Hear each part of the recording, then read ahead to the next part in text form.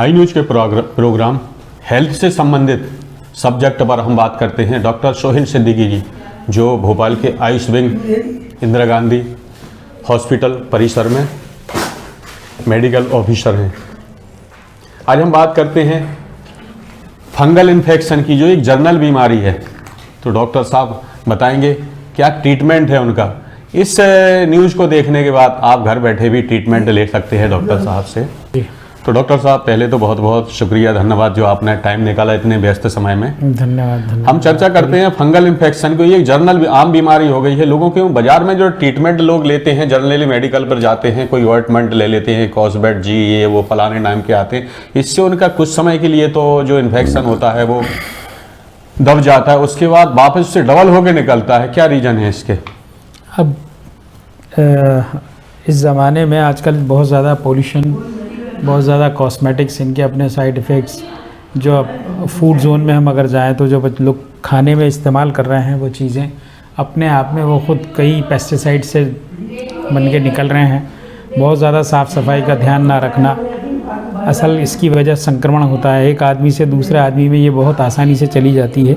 तो जो इससे पीड़ित है उसको अपने आप को एक तरीके से बिल्कुल ध्यान के साथ अपना साफ़ सफाई का ध्यान रखते हुए उसका पूर्ण ट्रीटमेंट शुरू करें। और कई बार ये चीज़ें कि एक दूसरे का तौलिया, रुमाल, कंघा ये इस्तेमाल करने से, या अक्सर कई बार सोर्स जो है बार शॉप्स भी होती हैं, नाइयों की दुकान पे लोग शेव वगैरह कराने जाते हैं, बाल कटवाने जाते हैं, वहाँ भी वो सब इन्फेक्टेड रहता है, प्रॉपर क्लीनिंग होती नहीं है जी। तो ये एक बड़े सोर्स होते हैं किसी बीमारी के फैलने के। और शुरुआती दौर में जब ये होती है तो आदमी थोड़ा सा उसको लापरवाही में टाल देता है, जबकि फिर ये धीरे धीरे एक उग्र रूप धारण कर लेती है। हत्ता कि कई बार तो ये कई बरसों तक, यानी 1-2 साल तक भी रन करती है जी। उसका पूर्ण अगर ध्यान ना रखा जाए तो स्किन में तो बहुत ज़्यादा प्रॉपर केयर की ज़रूरत है, साफ़ सफाई की ज़रूरत है। और अगर घर में किसी को हो जाती है तो उसका बिस्तर, गलाफ, चादरें, साबुन, तौलिया सारी चीज़ें अलग हों और वो अपना समय रहते इलाज करे। लेकिन बट ये संभव नहीं हो पाता है। आप लोग कैसे इसको करेंगे मैनेज? नहीं, इसके बारे में जागरूक होना पड़ेगा, क्योंकि ये एक ऐसी समस्या है जो कई बार हमको एक भीड़ भरे इलाके में हंसी का पात्र बना देती है। क्योंकि जो फंगल इन्फेक्शन की वजह से ईचिंग वगैरह जो होती है, प्रॉब्लम जो होती है, उसमें लोगों को बड़ी परेशानी हत्ता कि उनकी नींद तक ख़राब हो जाती है। नींद डिस्टर्ब होती है तो आगे की दिनचर्याएँ सब डिस्टर्ब होती हैं। कई बार वेदर चेंज होने की वजह से कई बार कारण एलर्जी होती है। एलर्जी अपने आप में एक बहुत छोटा सा शब्द है, लेकिन इसके अंदर बहुत सारी ऐसी चीज़ें हैं, फूड पार्टिकल्स होते हैं, उनसे उनके खाने में आ जाने पर उसके जो एलर्जिक रिएक्शन होते हैं उसमें कई बार इतने बड़े ददोड़े या स्किन पर रैशेज आ जाते हैं कि मरीज़ काफ़ी परेशानी में आ जाता है। और हत्ता कि कई बार उसको उस एलर्जेंट की वजह से सांस लेने तक में भी दिक्कत होती है, इंटरनल स्वेलिंग भी आ जाती है। तो उसको अपने आप को, ये अपनी जांच कराते हुए अपने आप को पहचान के उन चीज़ों से, जिन चीज़ों को उसको नहीं खाना है, जिन चीज़ों से उसे बचाव रखना है, उसका ध्यान रखते हुए अपना इलाज करें। अच्छा, इसका होम्योपैथिक में क्या ट्रीटमेंट जिससे बीमारी पूरी तरह से क्योर हो सके? कोई ऐसा सटीक बताएं आप जिससे इसको न्यूज़ या वीडियो को देखने के बाद लोग उसको घर पर भी कर सकें। नहीं, असल में होम्योपैथी में इलाज इस तरह से नहीं हो पाता है कि अपन किसी को बता दें कि उसमें ये दवा ली जाएगी। हर मरीज़ के लिए डॉक्टर साहब ले लो, हर मरीज़ के लिए उसके लक्षणों के हिसाब से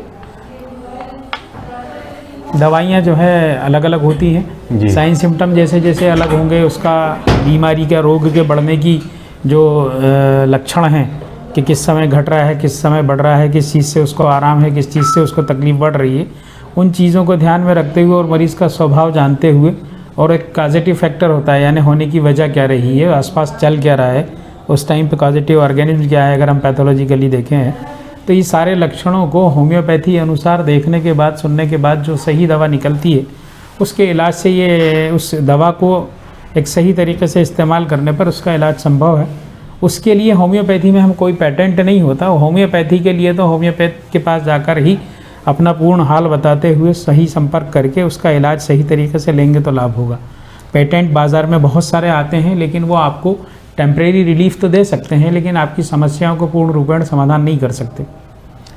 तो ये पद्धति क्या है होम्योपैथी के? नेचर के ऊपर चलती है, बहुत सी इसमें दवाइयाँ होती हैं। होम्योपैथी अपने आप में एक नेचुरल हर्ब थेरेपी है और इकलौती ऐसी पैथी है जो हेल्दी ह्यूमन बीइंग पे प्रूव्ड करके ईजाद की गई है। मतलब इसमें समस्याएं या इसमें जो चीज़ें हैं, सिम्टम्स या जो भी चेंजेस आते हैं, वो किसी एनिमल पे प्रूव नहीं किए गए हैं। ये इंसानों पर, हेल्दी ह्यूमन बीइंग पर, हत्ता के ऐसे हेल्दी पर्सन्स जो मेंटली, फिजिकली, स्पिरिचुअली हेल्दी हों, यानी जो रूहानी तौर से भी, मानसिक तौर से भी और शारीरिक तौर से अपने पूरा काम करते हैं सही पॉजिटिव वे में, वो हेल्दी कहलाते हैं। और उन्हीं के ऊपर इन दवाओं को की रिसर्च की गई है। उन दवाओं के रिसर्च करने के दौरान जो लक्षण सामने आते हैं वही उस दवा की सत्यता है, और जिस तरह के लक्षण जिस दवा से पैदा हुए हैं वही एक सही डोज पे साइंटिफिक तरीके से उस दवा को देने में उस मरीज़ को उस बीमारी में लाभ होता है। लेकिन आज तक तो यूट्यूब वगैरह पर देखेंगे आप, बहुत से डॉक्टर्स सजेशन देते हैं, वो नाम बताते हैं, बाकायदा ट्रीटमेंट बताते हैं होम्योपैथिक दवाओं का, लोग उनका यूज भी करते हैं। वो कुछ लोगों पे कारगर हो सकती है, लेकिन पूरे समाज में जो बीमारी फैली हुई है या किसी भी तरह की कोई एक स्किन डिजीज़ है, वो हर आदमी को ठीक नहीं कर सकती, क्योंकि जो उस दवा के अंतर्गत आने वाले लोग हैं उनको तो उससे लाभ पहुंचेगा, लेकिन उन लोगों को नहीं पहुंचेगा जो उस दवा के अंतर्गत उनकी बीमारी नहीं आती। तो ऐसे में क्या करना चाहिए? इसमें इकलौता यही है कि आज हर जगह पर, शहरों में, ज़िलों में, रूरल एरिया में होम्योपैथी की सरकारी डिस्पेंसरियां खुली हुई हैं। लोग उनके बारे में पता करें और उनके ओपीडी समय अनुसार वहां जाके डॉक्टर से संपर्क करें। सभी अपने अच्छे प्रयास करते हैं और जिस तरह से इंस्ट्रक्शन बताए जाते हैं डॉक्टर के द्वारा, उनका पूर्ण रूपेण पालन करके दवाओं का सही तरह से उपयोग करें। अच्छा, इसमें क्या कुछ जांच वगैरह की सुविधा होती है? जांच के अनुसार भी दवाई दी जाती है या नेचर के अनुसार ही? नहीं, जांच इलाज में मदद करती है, लेकिन मरीज़ का अपना सही तरीके से अपने आप को पहचानना, अपनी बीमारी के साथ उसके जो लक्षण हैं, उसे क्या तकलीफ़ हो रही है, कब अच्छा लग रहा है, कब बुरा लग रहा है, क्या पसंद है, क्या नहीं पसंद, ये टोटलिटी ऑफ सिम्टम है कि उसकी हिस्ट्री ली जाती है। उसके बिना पे सही दवा का चयन होता है और उस दवा को इस्तेमाल करने से उसमें लाभ होने की संभावना अधिकतम रहती है।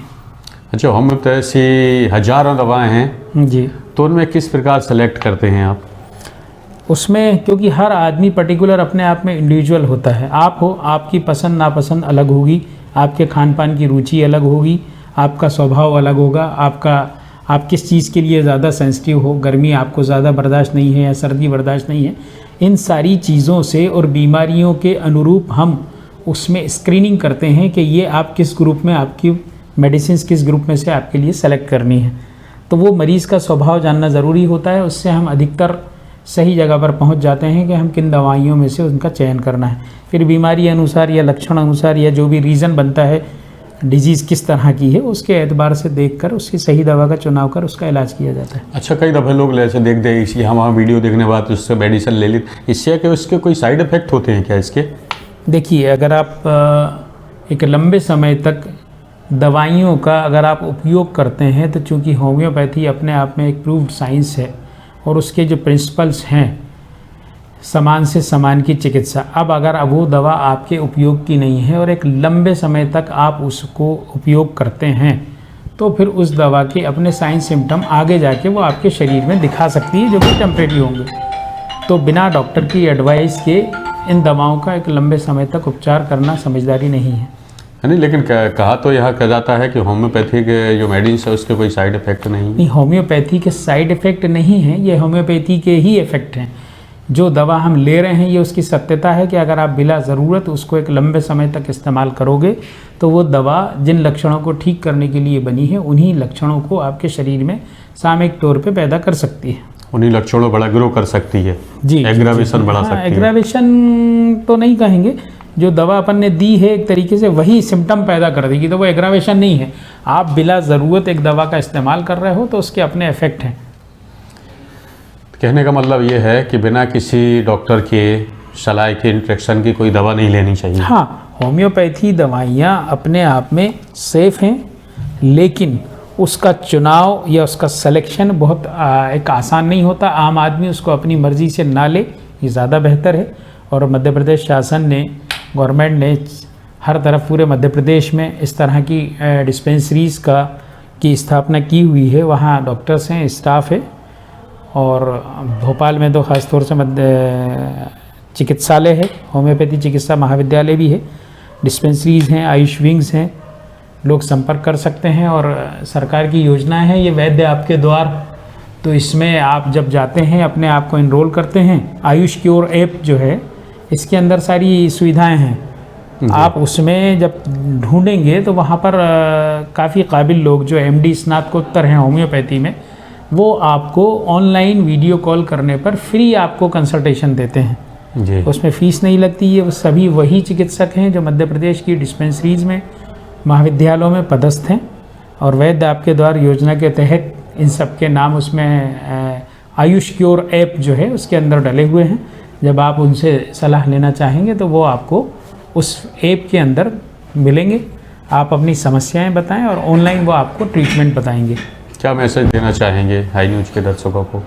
हमारा यही कहना है कि मध्य प्रदेश शासन आप लोगों के लिए इतना कुछ कर रहा है। आप ये वैद्य आपके द्वार योजना अपने आप में जो है आयुष क्योर ऐप है, ये एक बहुत बड़ी सुविधा है उन मरीज़ों के लिए जो बहुत ज़्यादा उलझे हुए हैं या इधर उधर भटक गए हैं और कई बार समय पे डिस्पेंसरीज़ पर नहीं पहुंच पाते हैं, समय का अभाव है, या बहुत ऑनलाइन फ्रेंडली हैं। तो वो इस योजना के अंतर्गत अपनी समस्याएं बताकर वीडियो कॉल करके डॉक्टरों से संपर्क करके सही दवा ले सकते हैं, और ये परामर्श जो है बिल्कुल निःशुल्क है। अच्छा डॉक्टर साहब, लास्ट में और बता दें, क्या ये आपको 24 घंटे कोरोना काल में ड्यूटी में रहे, अभी क्या कोई ऐसा संभावना है कि ये वायरस वापस रिटर्न आ सकता है?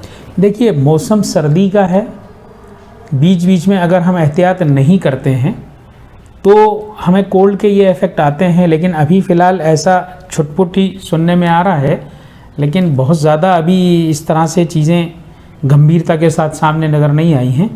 लेकिन फिर भी चूँकि हम एक बड़ी त्रासदी को झेल चुके हैं और बहुत लोगों ने पढ़ाया भी है, समझाया भी है, और हमने अपने घरों में होने वाली दुर्घटनाओं से हमें ये सीखना चाहिए कि कोई अगर बीमारी आती है तो हम उसका बचाव कैसे करें, और मध्य प्रदेश शासन या इन भारतीय सरकार की जो भी गाइडलाइंस हैं हम उनका अक्षर से पालन करें, जिससे आप समाज में अच्छा योगदान कर सकते हो और लोगों को अच्छी सेहत दे सकते हो।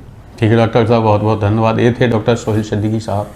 उनका सीधा सीधा कहना है, अगर कोई भी ट्रीटमेंट लेते हैं आप, ये तो होम्योपैथी है कि अगर कुछ भी हो तो बिना किसी डॉक्टर्स के परामर्श के ना लें, इसके साइड इफ़ेक्ट ज़रूर होते हैं। मिलते हैं हेल्थ से संबंधित ऐसे ही प्रोग्राम में किसी अन्य चिकित्सक के साथ। अशोक श्रीवास्तव, हाई न्यूज़ भोपाल से, हाई न्यूज़ के लिए थैंक यू। जब झोंक लगा सुगंध उड़ी, मुंह में पानी और भूख बढ़ी, बढ़ाए हर व्यंजन का स्वाद, मिला है इसमें माँ का प्यार। गोविंद मसाले जो खाने में डाले हैं, आपस में अपनों का प्यार बढ़ा दे रे। गोविंद मसाले, मसाले जो रिश्ते बनाए।